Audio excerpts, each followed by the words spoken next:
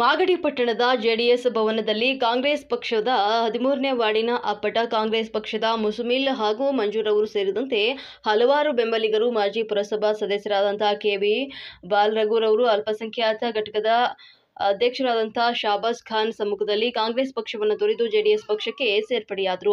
ನಿಕಟಪೂರ್ವ ಶಾಸಕರು ಎಂ ಮಂಜುನಾಥ್ರವರು ಪಕ್ಷಕ್ಕೆ ಬಂದವರಿಗೆ ಗೌರವ ನೀಡುವುದಾಗಿ ಭರವಸೆಯನ್ನು ನೀಡಿದ್ದಾರೆ. ಅಭಿವೃದ್ಧಿ ಕಾರ್ಯಗಳನ್ನು ಒಪ್ಪಿ ಜೆಡಿಎಸ್ ಸೇರುವುದಾಗಿ ಮಾಜಿ ಪುರಸಭಾ ಸದಸ್ಯರು ಕೆವಿ ಬಾಲರಘು ತಿಳಿಸಿದರು. ಕಾಂಗ್ರೆಸ್ ತೊರೆದು ಜೆಡಿಎಸ್ ಪಕ್ಷವನ್ನು ನಂಬಿ ಬಂದಿರುವ ನಿಮ್ಮಗಳ ನಿಷ್ಠೆ, ಪ್ರಾಮಾಣಿಕತೆ, ಹೋರಾಟಕ್ಕೆ ತಕ್ಕ ಗೌರವ ಕೊಡುವ ಕೆಲಸವನ್ನ ಮಾಡುತ್ತೇನೆ ಅಂತ ನಿಕಟಪೂರ್ವ ಶಾಸಕರು ಎಂ ಮಂಜುನಾಥ್ರವರು ತಿಳಿಸಿರುವುದಾಗಿ ಅಲ್ಪಸಂಖ್ಯಾತ ಘಟಕದ ಅಧ್ಯಕ್ಷರು ಶಹಬಾಜ್ ಖಾನ್ ಅವರು ಸುದ್ದಿಗೋಷ್ಠಿಯಲ್ಲಿ ತಿಳಿಸಿ, ಜೆಡಿಎಸ್ ಸೇರಿದಂತಹ ಮುಸುಮಿಲ್ ಹಾಗೂ ಮಂಜೂರ್ ಅವರಿಗೆ ಪಕ್ಷದ ಶಾಲು ಹೊದಿಸಿ ಪಕ್ಷಕ್ಕೆ ಆತ್ಮೀಯವಾಗಿ ಸ್ವಾಗತವನ್ನ ಮಾಡಿಕೊಂಡರು.